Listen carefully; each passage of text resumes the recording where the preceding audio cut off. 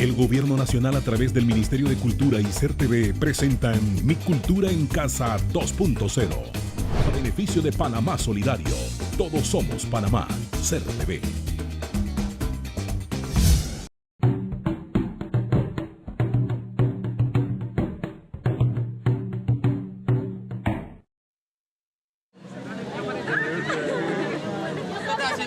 Elaborando la bandera panameña. ¿Para qué? Para conmemorar la reversión del canal y que sepa todo el mundo que un país pequeño como Panamá pudo vencer en las mesas de negociaciones a los Estados Unidos. Pues hoy todos juntos aquí sentimos que valió la pena. Estoy segura que todos sentimos una gran emoción, todos nos sentimos muy contentos. Esto se tenía que dar tarde o temprano. ¿Qué dice tu mitad panameña y qué dice tu mitad norteamericana? Mi mitad panameña dice que nunca debió haber dos banderas aquí ondeando. Mi mitad norteamericana dice que bueno, ese fue un tratado que se hizo, el tratado se cumplió. Hoy tenemos Panamá, el canal.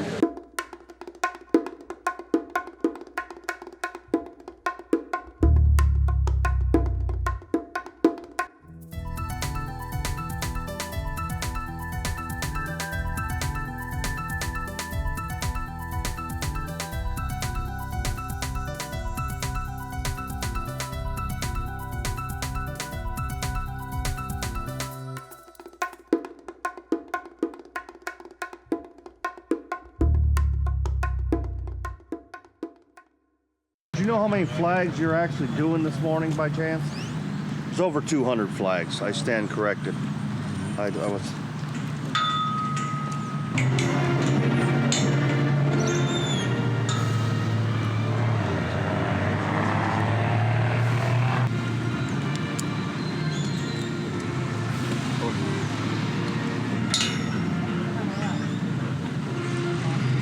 They're new flags that were made and they're being flown here as a symbol of the last American flag to fly in Panama. But then we know that many soldiers have died for that flag, so it's a very important symbol for us.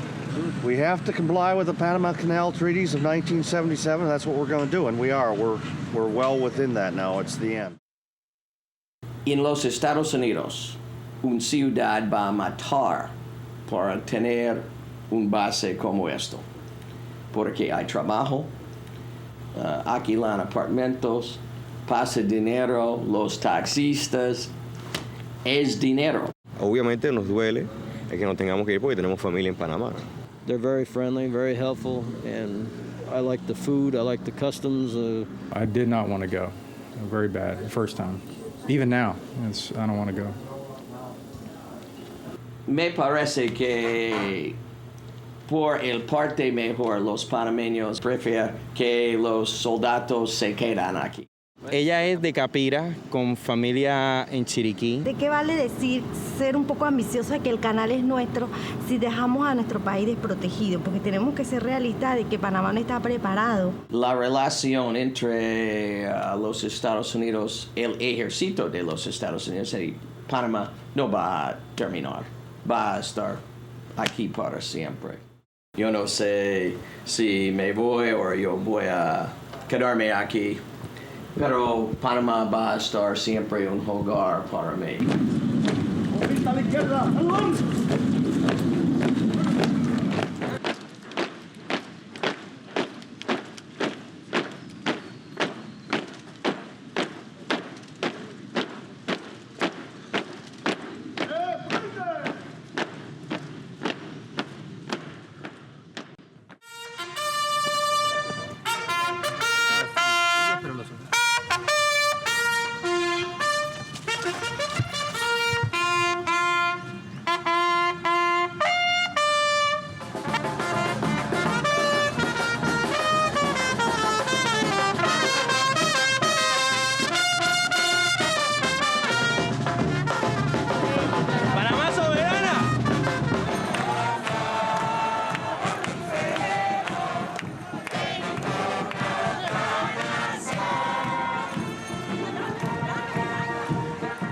Ahora los panameños yo creo que tenemos que tener más cuidado y demostrarle a ellos que también nosotros podemos y podemos tener limpio todo.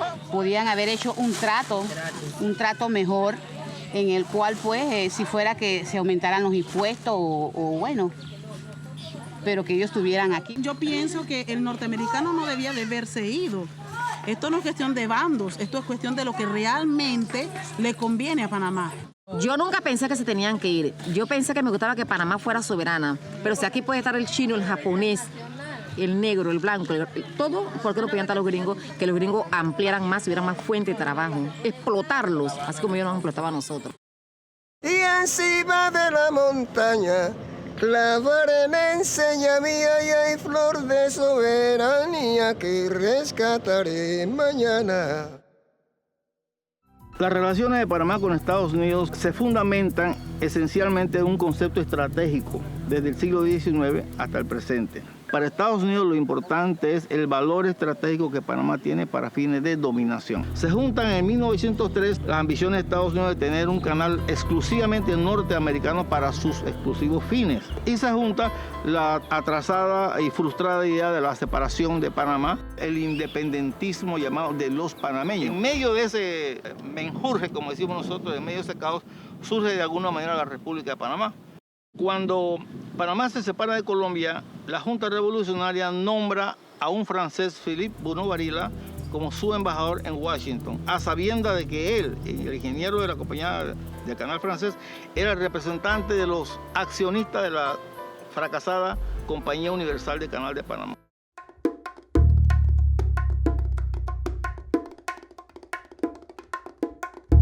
Ese tratado fue firmado en condiciones totalmente irregulares, sin la comisión negociadora que venía acompañando a Bunau-Varilla, y cuando estos señores ya llegan a Washington, los recibe Bunau-Varilla diciendo que los felicitaba porque ya la República estaba bajo las alas protectoras del águila imperial. No sé si me echas o me estás llamando, me dices off limit, warning no trespassing, military reservation by order of the governor. Presidió Sajón, Gamboa, Rodgan, Lester de un rey, discriminación.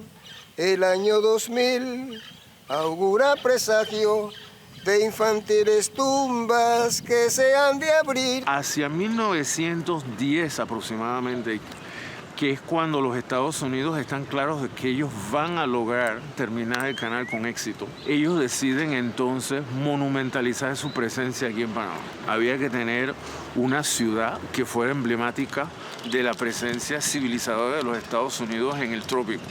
Se firma en el Congreso, se promulga la ley fundamental de la zona del canal, que establece todo el sistema político, legal, esto. Ese mismo año el presidente de Estados Unidos expropia definitivamente todas las tierras dentro de la zona del canal. Eso entonces les da a ellos como carta blanca para poder ya hacer con el territorio lo que quieren. Los primeros años de la República, los Estados Unidos tenían casi control de las instituciones, hasta de las grandes personalidades del país. Impusieron su cultura, el comercio tenía letreros en inglés, se perdía la cultura latino-hispánica. Ellos establecieron, como ustedes pueden ver alrededor, una colonia espectacular, paradisíaca, en la que tenían todo tipo de privilegios que no teníamos los panameños. Las personas de mi edad nos acordamos cómo nos trataba esta gente cuando veníamos a la zona. Bueno, es que esto era de ellos, ¿no? Esto era otro país. Bueno, por ejemplo, había un jardín de cerveza que se llamaba El Rancho. Ahí acá rato todavía pelea puño limpio. Y una vez un gringo llegó ahí con un bate y empezó a romper cabezas y todo. Podía ver que nos paraban en las garitas de los límites, pues, entre lo que era la zona del canal y la ciudad de Panamá. Y nos revisaban el auto. Y eso de que te hicieran bajar del auto y todo nos parecía humillante. Hasta que desapareció la zona del canal, realmente era un sistema de apartheid, como en Sudáfrica, ¿no? Los panameños que entrábamos a la zona del canal era temporalmente y bajo vigilancia. Los norteamericanos lo que nos tenían aquí era completamente segregado. Nosotros no podíamos pasar ese límite que estaba ahí. Había una guerra aquí todas las tardes de piedra. La juventud norteamericana del otro lado donde está la gasolinera y nosotros acá. Ellos nos tiraban piedra y nosotros piedra. La zona del canal siempre fue un territorio muy misterioso para los panameños. La gente entraba, los pocos que entraban a la zona del canal entraban con miedo. Había una segunda naturaleza del panameño de respeto a la ley, de un gran temor al colonialismo yanqui, a la cárcel, a la multa.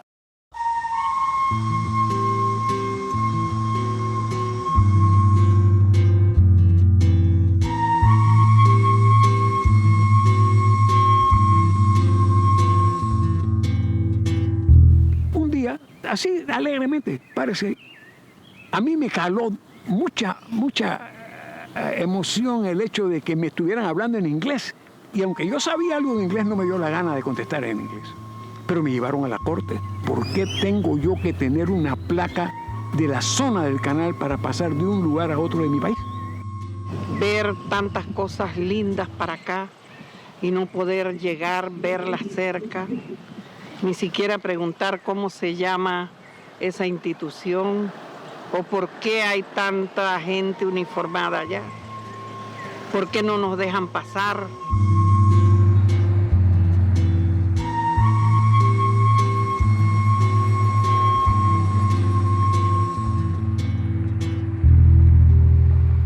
Desde las ventanas, desde los aleros del Instituto Nacional, nosotros veíamos una jurisdicción completamente extraña, con policía norteamericana, con bomberos, con justicia norteamericana.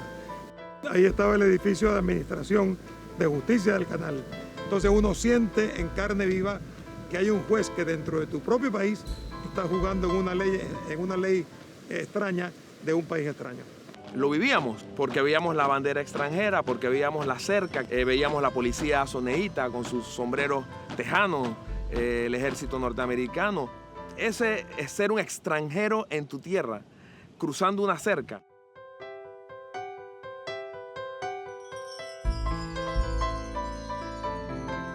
Mis padres me mandaron a la escuela en la zona para aprender inglés, porque en esos tiempos aprender inglés en las escuelas panameñas era muy difícil.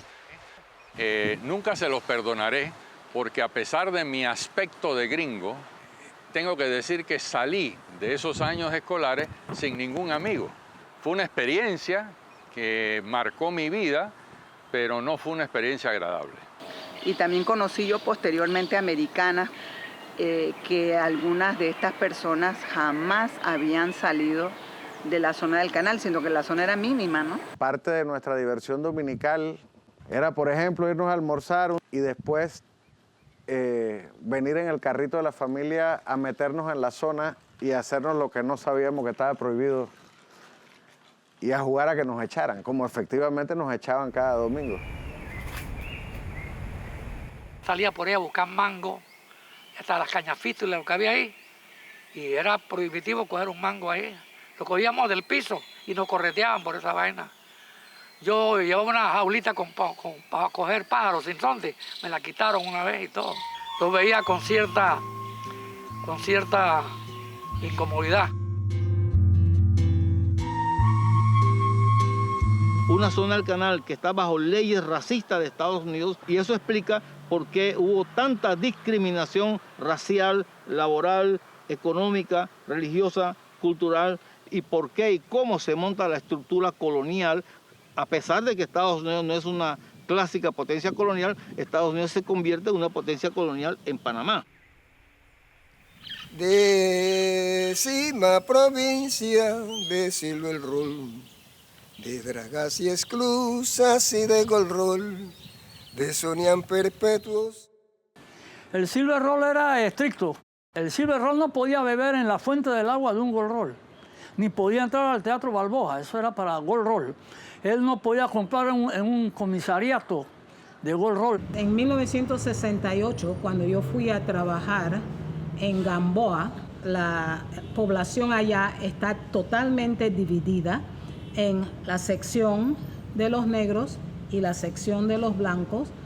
El comisariato, que estaba en el mismo edificio, tenía un lado para los blancos y el otro lado para los negros. Y los trabajadores se vieron obligados a asociarse, formar sindicatos y luchar incansablemente por demoler ese sistema de apartheid que era el Gold Roll y el Silver Roll. La mayoría de la gente que vive aquí hacían el trabajo difícil, duro.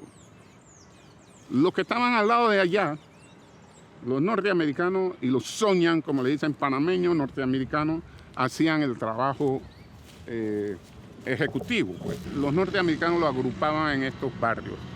Yo creo que eso es súper importante. La gente no decidía, yo quiero vivir en esta casa y yo quiero vivir en esta. Eso se asignaba según la raza de uno, la condición laboral, en qué oficina estaba. O sea que no hay nada aquí que exprese una decisión personal de diseño. En la ciudad de Panamá la gente vive en un cuarto, colectivo, baños colectivos, etc.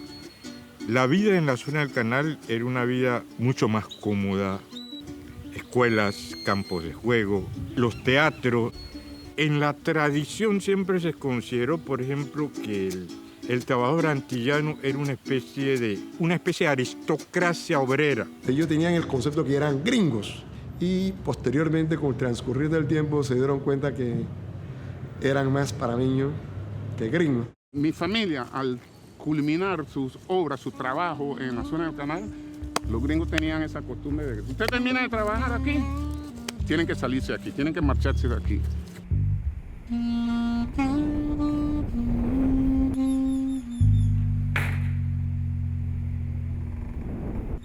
De Colón a Panamá, cuánta tierra tiene el gringo, mientras que yo, pobre chingo, no tengo en la vida nada.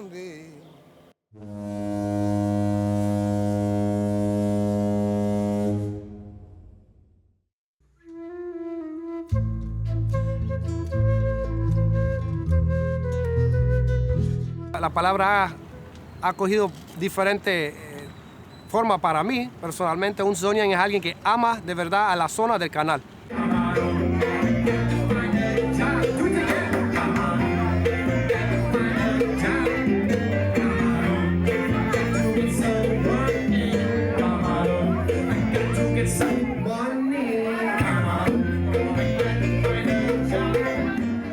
Yo nací, como dice mi certificado, Gorgas Army Hospital, Ancon Canal Zone. No dice Estados Unidos, no dice Panamá. Nos criamos, yo creo que con un estatus de que nosotros éramos como unas personas independientes de los Estados Unidos, independientes de Panamá. Éramos de nuestro propio mundo. Era persona nacido acá, en la zona, y creció acá pensando que eso era como su país. La población que asistía al teatro aquí era una población casi garantizada. Me refiero a los militares y me refiero a los americanos que manejaban el canal de Panamá. Mi educación americano, todo en inglés, como si fuera una escuela pública en los Estados Unidos. Hasta la secundaria era cuando comencé a relacionarme más con panameños. En Balboa High School estudiamos historia americana, norteamericana. No estudiamos nada de la historia de Panamá. Creo que era como una área que era como una burbuja. Bueno, en realidad yo no conocí casi nada de Panamá antes.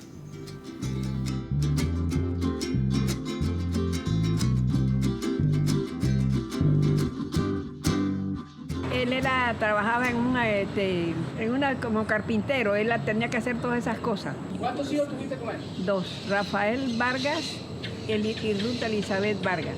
El papá lo llevó a la embajada, a él y a Elizabeth. Yo no soy Sonia, con todo y que mucha gente me cataloga como eso. Entonces tú ibas a estas casas y tú veías que tenían 2 y 3 empleadas y ahora me pregunto, o sea, todas las tierras fueron revertidas. Exacto. ¿Qué nacionalidad tienen? Yo nací en la zona del canal. Mi papá fue norteamericano y mi mamá panameña. Yo soy un ciudadano de 2 países y amo los 2 países en la misma manera. Sí, soy panameño y me siento panameño, pero al mismo tiempo me siento americano por el lado de mi papá y mi familia que está en los Estados Unidos. Yo creo que soy más panameña que norteamericana, porque cuando era más joven viví un estilo más americano, ¿no?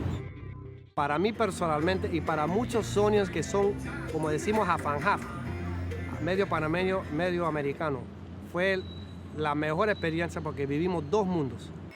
Recordemos que no eran unos americanos comunes y corrientes, y ellos eran educados desde niños como los guardianes del Canal de Panamá. Así que para ellos fue un trauma espantoso la firma de los tratados Torrijos-Carter, porque se quedaban no solamente sin nación, sino sin misión. Para los panameños, por el contrario, todos éramos educados con la idea de que la misión nuestra era contribuir a liberar a Panamá de la opresión que significaba el enclave colonial de la zona del canal. He de escuchar la perdiz allá en la curva lejana y encima de la montaña clavar en enseña mía y hay flor de soberanía que rescataré mañana. Esa mañana del 2 de mayo del 58, a las 10:15 de la mañana, decenas de estudiantes universitarios, liderizados por Carlos Arellano Lennox, entramos a la zona del canal. Todos vinimos en saco y corbata. Sabíamos que nos podían aplicar la ley de vagancia. Caminamos lentamente y en el centro de la grama de la plataforma que ahí estaba, sembramos la bandera panameña. Que ante la sorpresa de nuestra acción, la policía de los Sonia hizo una declaración pública donde ellos decían que nunca más permitirían que los estudiantes panameños entráramos a la zona del canal.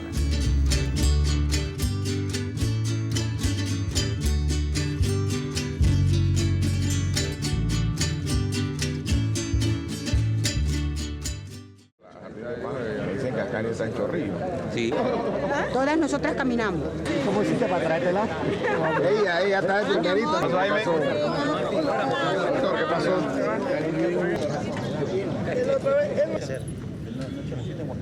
Madre del primer mártir y símbolo de todo lo que significa para nuestro país los hechos acontecidos entre el 9 y 11 de enero de 1964.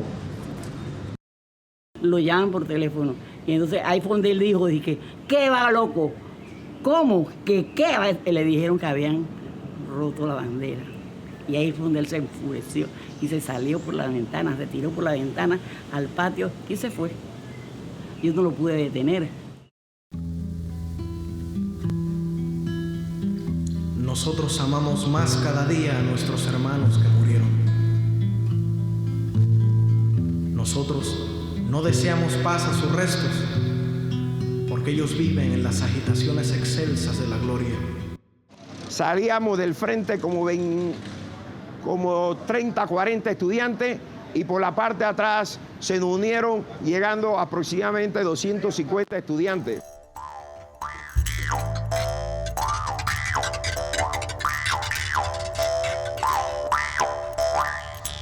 Ahí nos detuvieron y en el diálogo y en la discusión logramos que ellos aceptaran que fuéramos los mismos 6 que habíamos salido del Instituto Nacional con la bandera.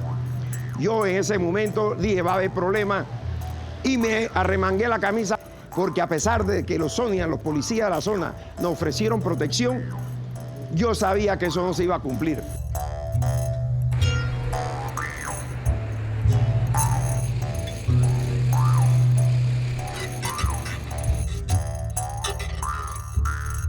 Cuando llegamos allá, salieron de todos los edificios y nos comenzaron a abuchar, a tirarnos piedras, latas, a pegarnos, a empujarnos. Nos quedamos ahí firmes. Y llega un momento que después de golpearnos por las costillas, por las clavículas, en la cabeza, en las piernas, los policías, un Sonia con el tolete, esos toletes largos que usaban, rompe la bandera y yo le doy un golpe y le pego en la boca. Ahí, a raíz de eso, sentimos balas por todos lados. De ahí vinieron los 21 muertos y los 600 heridos.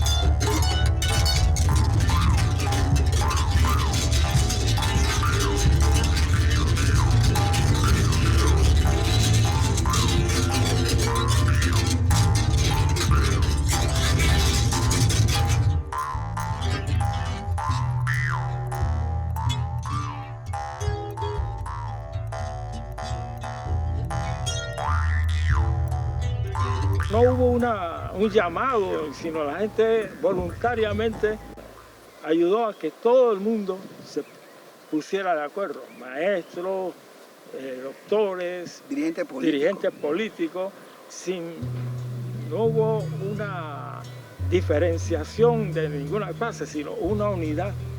Los demás días hubo un combate fiero de los muchachos de Colón. Había un muchachito ahí que resultó muerto, se llamaba Carlos Renato Lara. Él se apoderó de un tanque de basura, lo llenó de agua, y cuando los gringos nos tiraban las bombas, él la cogía con un sombrero, la metía a la bomba en el tanque de agua, y no sé cómo hacía él, pero él la sacaba y se la devolvía a los gringos. Se ponía en un hidrante, él era chiquito, y él se escondía ahí, y de repente vimos que no se movía, y cuando fuimos a verlo, tenía un balazo en el frente, en todo el centro de la frente. Ese fue el primer mártir de los sucesos, y hubo un tiroteo ahí por 3 días. 3 días. 3 días donde y ya en Panamá ya se había calmado el asunto. Colón seguía peleando. Nosotros no tuvimos ningún momento de duda sobre los pasos que habíamos dado. Y lo obtuvimos, que eso es lo más importante, en una lucha de un país que no tiene armas siquiera, con el país más fuerte de la tierra, obtuvimos lo que quisimos. Aquí el panameño nunca tuvo miedo, porque estaba seguro de que tenía la razón. Señora Marcelina, digo yo, sí. ¿Qué pasó? Empezó a llorar. Él dijo, ¿qué pasó? Ay, Dios mío. Y empezó a llorar el muchachín ese, señora Marcelina. Acaban de ir a Canito. Digo, si él acaba de salir, él no puede ser. Dice, él es señora Marcelina. Si él, yo lo vi cuando él se agarró ahí en la lavandería, se agarró el brazo y me dieron.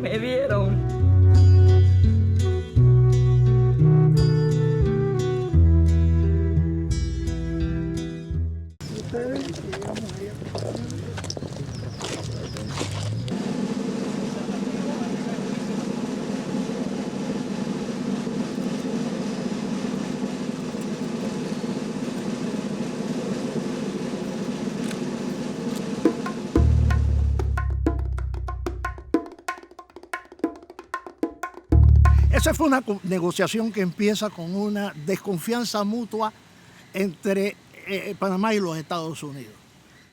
Todo lo que ganaba Panamá, todo lo que se estableciera en la mesa era de aprovechamiento para Panamá y de pérdida para los Estados Unidos.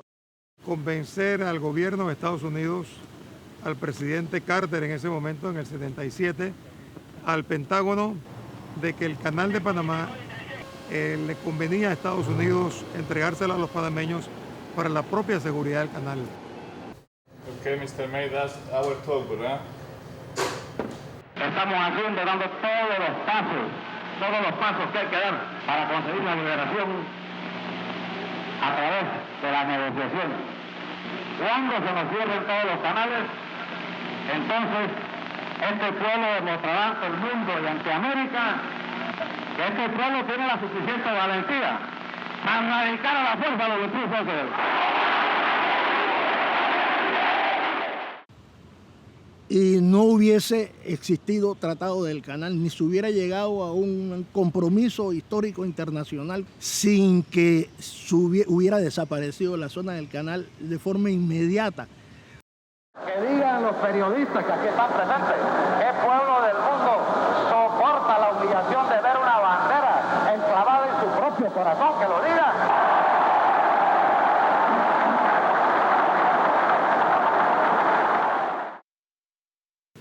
Un día, en la mesa de negociaciones, los embajadores Linowitz y Bunker nos anunciaron que nos iban a entregar el Cerro Ancón en octubre del 79 y que también nos iban a entregar los puertos de Balboa y Cristóbal y que también nos iban a devolver el ferrocarril.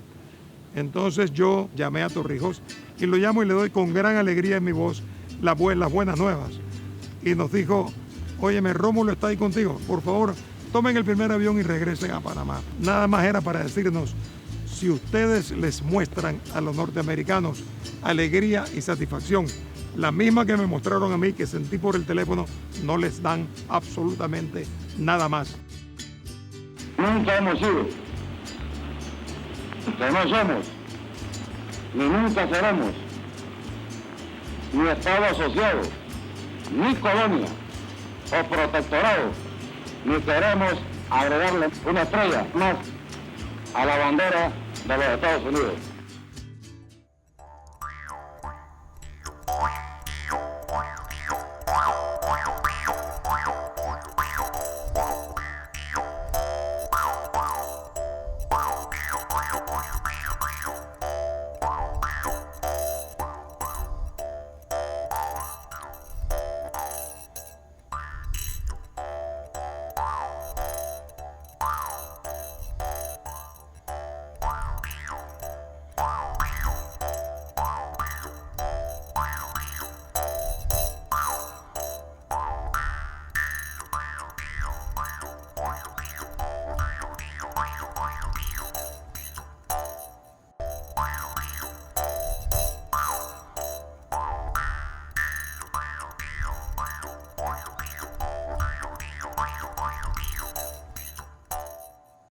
Nosotros nos llevaron a una casa. Era este tipo de casa, sin duda alguna. Pero la primera parte se dio fue en Howard, en la base aérea. Nos invitaron a una cena, como he comentado anteriormente, a las 6 de la tarde, a los dos que me acompañaban, yo acompañaba en la nómina presidencial. Y a las 6:30 de la tarde, el señor John Bushnell, que era en ese momento encargado de negocios de la Embajada de Estados Unidos, dijo: señores, quiero informarles que la hora H será a las 1 a.m. Yo, que soy siempre de averiguar qué pasa, le digo: John, ¿de qué estás hablando? Me dice: invasión. Te puedes imaginar lo que nosotros sentimos en ese momento. Pedimos irnos a una esquina, nos sentamos ahí, derramamos lágrimas porque no sabíamos qué es lo que iba a pasar en Panamá y no habíamos participado en nada. Y nos dijeron: ustedes tienen dos opciones. O aceptan presidir el gobierno que ustedes legalmente ganaron las elecciones de mayo, o ustedes sencillamente a la 1 de la mañana los ponemos en Panamá y ustedes se van para su casa y aquí no ha pasado nada. Tienen ahora 15 segundos para que se rindan. Si no, destruiremos el edificio y todos ustedes morirán.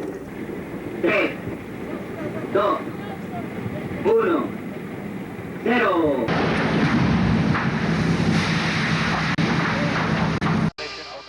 Vi que era una guerra. Estaban atacando el cuartel central. Vi los helicópteros. Media hora después empezó a venir la gente. Oíamos las bombas y las bombas. El sonido de unas bocinas, un sonido enorme, se escuchaba por todo el valle. Están completamente rodeados por las Fuerzas Armadas de los Estados Unidos. El incendio debió comenzar 7:30 de la mañana. Y claro, como todas las casas eran de madera seca, el fuego fue avanzando. Y por ahí la gente empezó a tratar de apagar el incendio. Yo vi 6 cadáveres, 6 que yo mismo me encargué de cremarlos. Pero para mí los 6 debían ser civiles, creo yo. Al día siguiente, después del incendio, pues como a las 12, 1, las fuerzas americanas nos dijeron que teníamos que marcharnos y abandonar esto. Se formó una larga procesión tristísima. Ese día tenía la cámara. Salgo a hacer fotos. O sea, no se puede atrever uno a hacer fotos de una gente que está sufriendo porque no encuentra a sus niños que pueden estar muertos. No se pueden hacer fotos de una familia que está viendo cómo arde su casa. No se puede hacer fotos de la gente angustiada que va subiendo y bajando, viendo muertos alrededor. No se puede hacer fotos de eso. Y como que estuve donde había que estar, en el minuto exacto donde había que estar. Conversé con él, me dio unas instrucciones que me quedara en casa, razón por la que me quedé en casa cuidando a mi hija. A las 7 de la mañana recibo una llamada preguntándome si yo sabía de mi esposo y le dije que no, quería saber el paradero de mi esposo. Uno de los vecinos se brindó y me acompañó. Pasamos en ese momento por Panamá Viejo, donde estaban los soldados y había combate. y comienzan a cuestionarnos. Cuando por fin nos entendieron que lo que yo estaba buscando era mi esposo, nos dejaron partir y llegamos al Hospital Santo Tomás. Y me acerqué al mostrador y le pregunté al señor por mi esposo. Me dio la noticia y, bueno,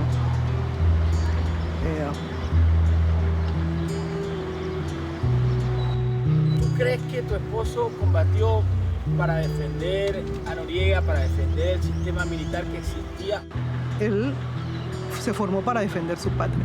Y yo, a pesar de que no estudié en una academia militar, tenía una formación política. Yo creo que no había que ser militar para tener un sentimiento nacionalista. Ambos, si se daba el momento de la invasión, combatirían. Porque en ese momento eso es lo que yo sentía. Yo sentía mi deber, que mi deber era defender a la patria. Lo repito, si yo tuviera que volver a tomar una decisión, la tomo igualita. Pero créeme que hay cosas en la vida que Dios lo pone en el destino. O aceptas o rechazas. Paga el precio de lo que vas a hacer. Cementerio y tumba, imposible lo sé, que sin sangre nunca te reconquistaré. Antes del año 2000, la zona será mía. Yo quiero pedirle el apoyo de ustedes en esta canción, sin nada de fines políticos, de una canción pro Panamá que se llama Colonia Americana, ¿no? Y todo el mundo que se sienta panameño que le ponga firme, papá. Este país es nuestro.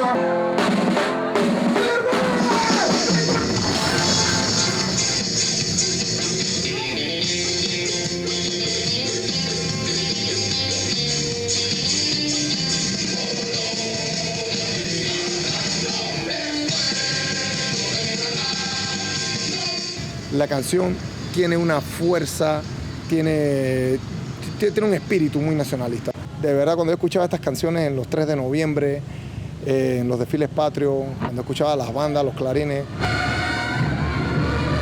yo me espelucaba, de verdad, porque me daba ese sentimiento de nacionalismo, de soberanía.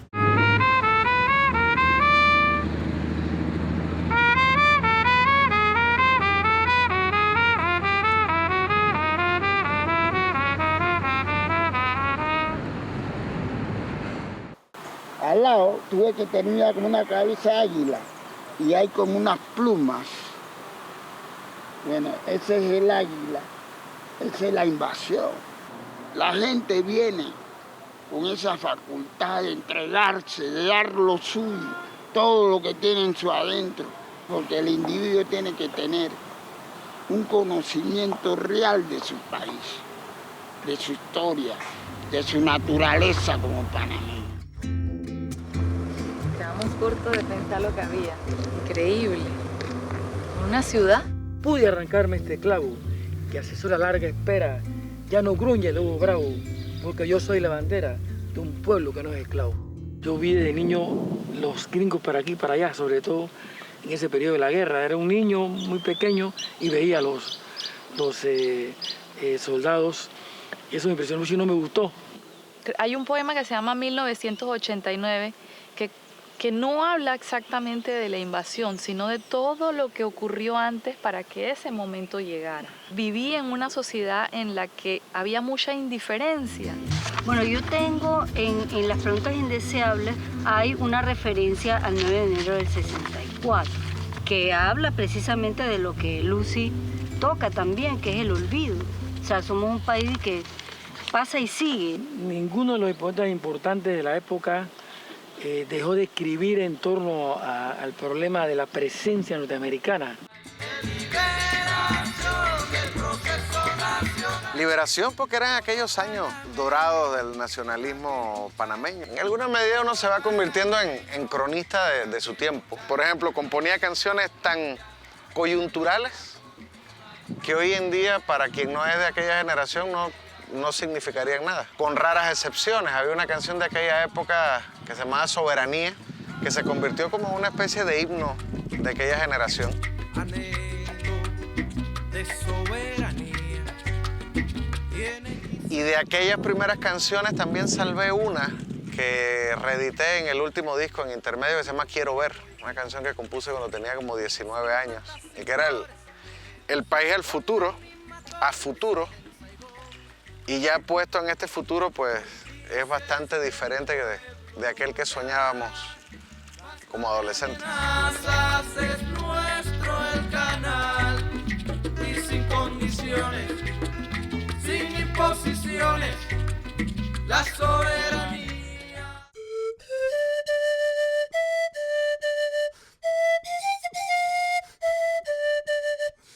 A inicio de los 70 yo empecé a contactarme con amigos artistas no indígenas y yo me uní a un grupo muy particular, un grupo que sé que a nivel de arte hizo historia aquí en Panamá, dirigidos bajo una dirección común y colectiva, ¿no? El general no ganaba galones de pintura porque él decía que a mí lo que me gustaría es que toda esa vaina de Coca-Cola fueran borrados y tuvieran que pintar temas nacionalistas.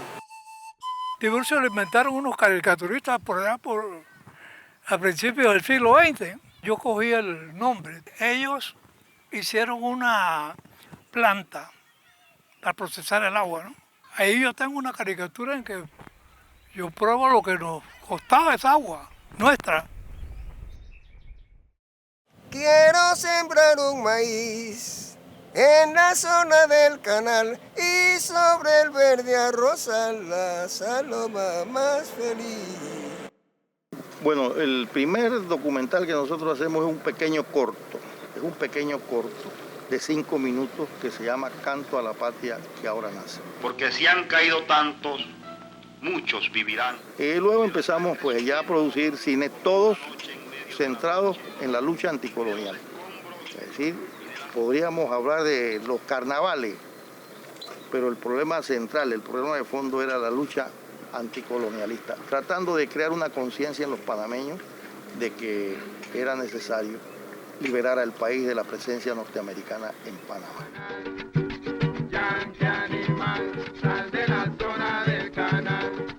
Eran personajes que confrontaban socialmente esa cerca. Del otro lado había otro país. Y lo emocionante de este proceso es que culmina con una imagen fabulosa que ahora que la veo me para los pelos. O sea, vámonos con los pelados para allá a hacer y de repente aparece el patrulla. Y yo pensé, carajo, vamos presos. Y se baja el policía y se pone el gorro tejano de la cosa y se acerca y pregunta, ¿ustedes qué están haciendo aquí? Cualquier joven de hoy no se imagina que antes por esa avenida un policía de los Estados Unidos se podía venir en un patrulla, parar a cualquier nacional, preguntarle qué está haciendo, y si no le gustaba lo que estaba haciendo, te podía subir a la patrulla. Él está fuera de la cerca, él está en territorio panameño, no en territorio de la cosa, que habría que ver ahí eso. Un solo territorio,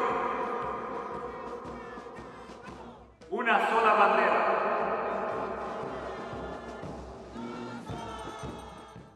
En el día de hoy le digo a todos los hombres y mujeres de mi patria que no habrá más cercas, que no habrá más letreros, que nos impidan la entrada, que este territorio ha vuelto a ser nuestro, que el grito de soberanía total de tantas generaciones que hemos reclamado hoy es una realidad.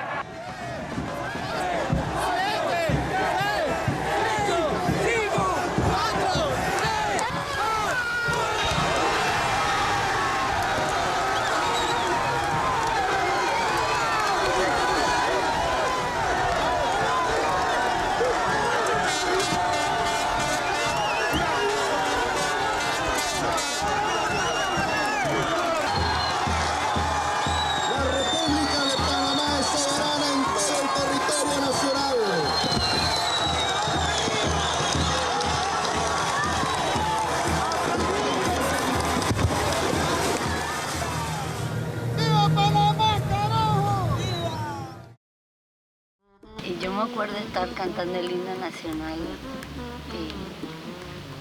y llorando. Yo extrañé a mi padre. Toda mi esperanza estaba en ese momento, ¿no? Igual hicimos un pacto con la madre tierra, ¿no? Al final de la vida, contigo, mamá patria. Abracé a mi hijo mayor, a mis hijos que estaban conmigo, porque sentía que, bueno, habíamos avanzado. Porque siempre el verdadero panameño esperó eso, que se fuera el último soldado. La canción de nosotros que se convirtió en el Panamá de nosotros ahora el Panamá de nosotros es cada vez menos de nosotros. Seguimos cantando la canción de nosotros, que es una canción de nostalgia, ¿no? De búsqueda.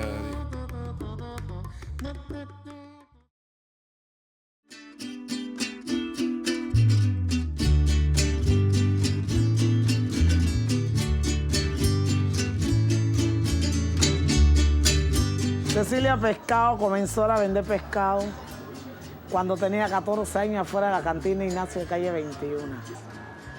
He trabajado dentro de la comunidad esta 26 años. Yo considero que el gringo debía haberse quedado, porque había más empleo, menos delincuencia y más seguridad. A mí me parece que la presencia norteamericana en Panamá nos colocó en el mundo. En primer lugar, porque hicieron una de las obras, una de las maravillas del mundo, que es el Canal de Panamá. Pero además convirtieron una muy insalubre provincia colombiana como era Panamá en uno de los lugares más sanos de América Latina. Cierto que que tuvimos que luchar luego por la conquista del canal, que lo consideramos que era justo que regresara a manos panameñas. No debimos haber dejado que los gringos se fueran. Nosotros debimos haber mantenido a los gringos aquí, pero cobrarles. Los gringos se fueron, ya. Ahí quedaron todo ese pocotón de edificios vacíos. Es que la zona del canal de por sí ya había desaparecido porque el tratado la hacía desaparecer. Lo que nos quedaba todavía por negociar, que no negociamos, fue el asunto de la base militar. Mira, para ser preciso, en el momento de máximo gasto militar norteamericano en Panamá, por ejemplo, en el año 95-96, ellos gastaban como 350 millones de dólares aquí. Empleaban como a 5.000 panameños en las bases militares. Solo los puertos de contenedores emplean más de 8.000 personas, nada más los puertos. No se hubiera podido desarrollar nunca con la presencia norteamericana en las riberas del canal. Dirigí, administré uno de los bancos más grandes del mundo mientras estuvo aquí en Panamá, el Chase Manhattan Bank. Soy gringófilo.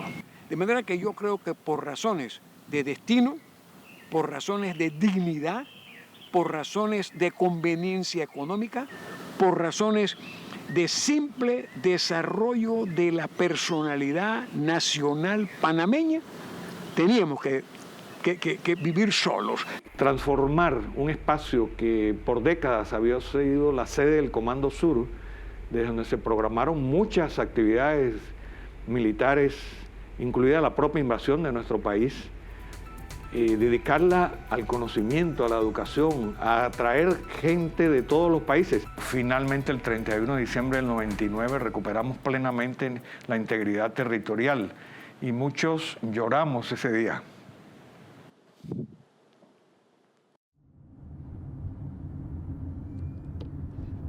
Nunca había entrado aquí, porque aquí nadie tenía acceso a entrar.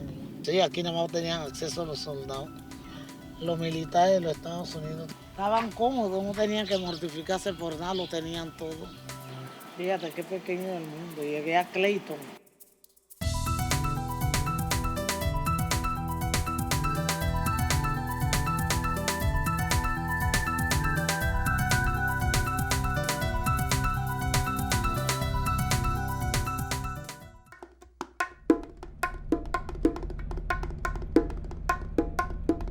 Recuerde que el convenio entre Panamá y Estados Unidos tiene una provisión que Estados Unidos puede venir si hay un ataque masivo. Yo no veo esto pasó. Yo creo que en este momento Panamá tiene los recursos para defender el canal por cualquier amenaza en este momento.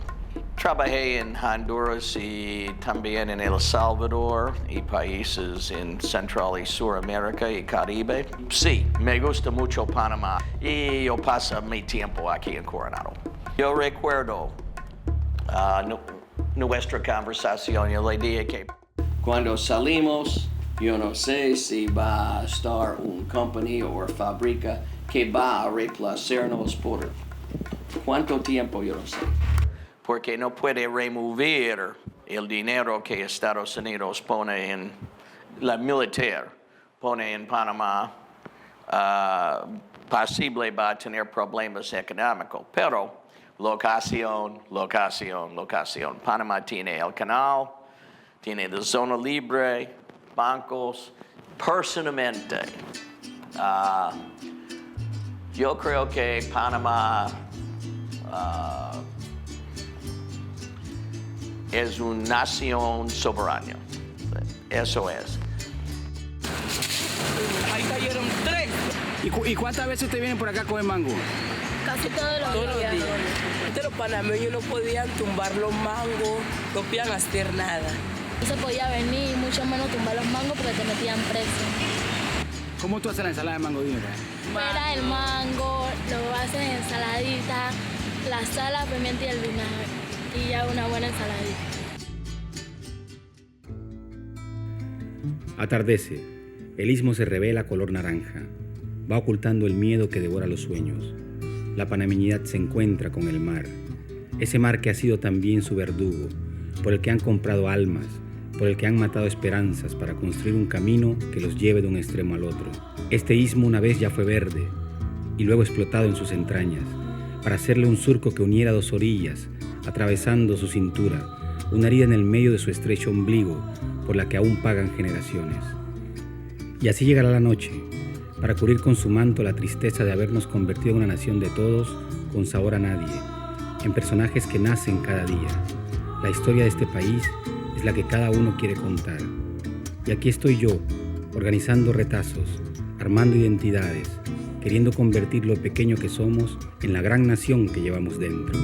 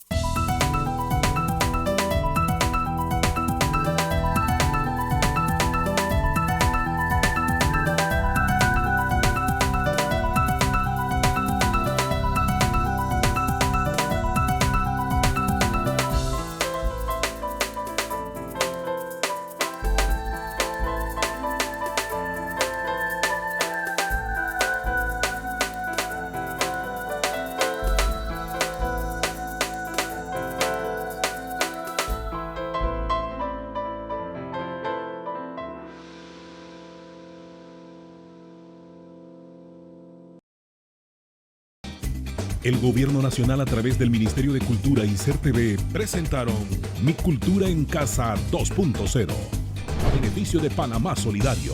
Todos somos Panamá. CERTV.